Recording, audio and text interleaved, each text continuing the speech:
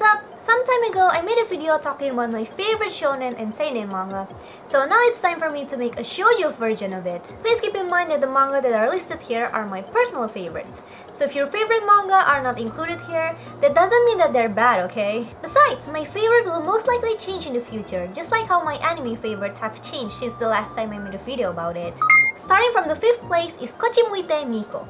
I've been reading this manga since grade school and it's a very popular manga in my country, but I'm not sure if it's as popular in other countries. It's a slice of life manga about a 5th grader named Miko and her everyday life with her family and her friends. Since it's an episodic manga where the story starts and ends in one episode or a maximum of 2 episodes, I can't summarize this manga that well. What I love about this is that it's very child-friendly. It doesn't have any fan service and it focuses more on family and friendship rather than your usual cheesy romance. The author also likes to include serious topics in this manga such as world war, serious illnesses, going through puberty, etc., which I think are great and useful for children and preteens to learn about. This might not be suitable for the older audience, but because I've been reading this since I was a kid, I've grown attached to it until now. Next one is Beauty Pop. I discovered this manga by accident, but I'm so glad I did because I really love it. It's about a high school girl named Koshiba Kiri, a truly gifted hairstylist who has no interest in using her talent to pursue fame and fortune. In her high school, there are these 3 popular guys, Narumi, Ochiai, and Minami, who created Scissors Project, where they give drastic makeovers to some hand-picked girls to make them look more beautiful.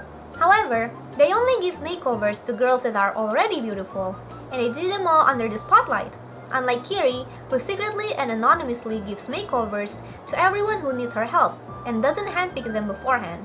And from then on, Kiri's rivalry with the leader of the Scissors Project, Narumi, begins. I used to be so obsessed with this manga that I even purchased some hair scissors just so I could look like Kiri, and I also began dressing like her, which was pretty cringy when I look back at my old picture. The thing that I like about Kiri is that she's not your usual shy and weak main heroine, and she's always very nonchalant about everything around her, which is a contrast to Narumi, who is very loud and emotional and silly, especially when he's around Kiri. Next manga is Get Love. I have to admit, this is not the best shoujo manga out there. It's full of cliches, the storyline doesn't make sense, and the main heroine is almost a Marisu. But those things still didn't stop me from loving this manga. It's simply a love story between the 2 main characters, Moriyama Miki and Sagarayuki, and the obstacles they have to face as their relationship grows stronger each day. Sagarayuki is a football player in his school while Moriyama Miki is the manager. I feel like the author of this manga really knows how to inject this shoujo manga drug into the readers because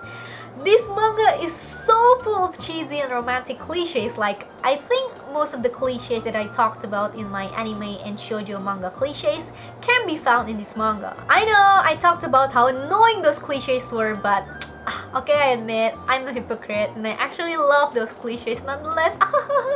So if you enjoy a story with a lot of predictable, corny situations in it, then you'll love this manga and all the other manga made by this author. Next is Hibi Chocho. It's a slice-of-life shoujo manga about the extremely beautiful, yet quiet and almost antisocial Shibazeki Suiren, who met this quiet boy named Kawasumi something, I still haven't figured out his first name yet, who's also the school's karate champion. It's basically an innocent love story between a quiet girl and a quiet guy, so it's very different from all the manga I've read before. Usually we'd have a balanced couple, like for example a shy girl and a loud guy, or an extremely cool and calm guy with an energetic girl, so it's quite refreshing to see how this extremely shy and quiet couple managed to get together and maintain their relationship throughout the series. A lot of people complain that the romance in this manga moves very slowly, but I personally find it endearing because the 2 main characters are so shy that it makes every little thing that they do together a lot cuter than if a normal couple do it. And I can never read this manga without jumping onto my bed and writhing like an overheating worm. I want a boyfriend, man. Finally, we have Kami-sama Hajimemashita! Oh my god! Oh my god! Snap out of it, you piece of trash! Okay, I'm sorry. I've come down.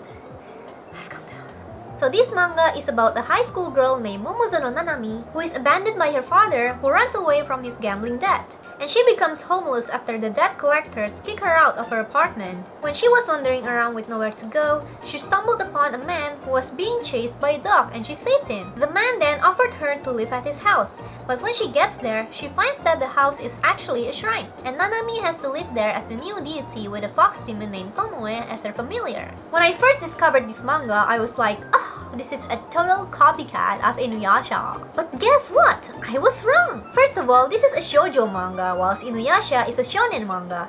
Therefore, you can already guess that this manga will have a lot more romance compared to Inuyasha. And I thought Inuyasha was already romantic enough, but this manga is just... I guess I also have a thing for male anime characters who have cute animal ears because they're just so fluffy.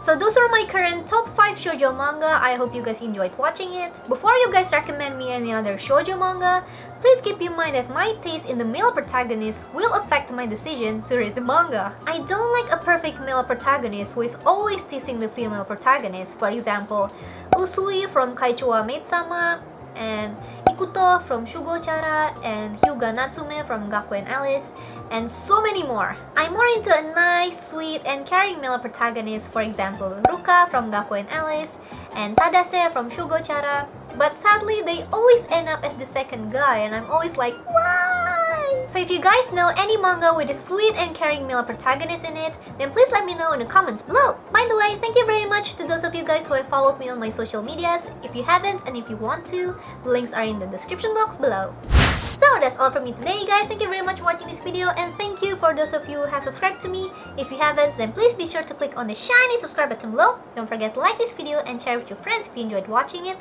and I will see you on my next one. Have a nice day, everyone. Bye bye.